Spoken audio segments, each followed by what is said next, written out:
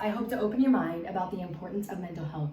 Did you know that 1 in 5 students suffers from some type of mental health disorder? And even more shockingly, 4 out of those 5 do not get treated.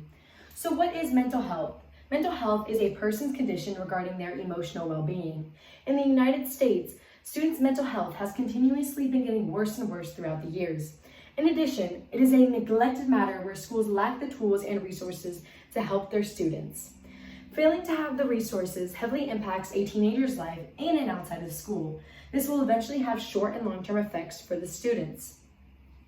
What is obvious is that there is always a root to a problem. In this case, a student's at-home environment and lifestyle heavily impacts their mental health. It is what sprouts the domino effect of poor actions. Common life obstacles such as economic issues, domestic violence, wealth status, and even the mental state of a caregiver are all factors that increase the risk of mental illness. While most of these teens go untreated, they also have to deal with the pressure of succeeding socially and academically in school. This is why it is so important for students to have easier access to helpful tools. Their poor mental health will eventually start impacting them short and long term. A person's mental state is a major determining factor in the way people behave, think, and feel.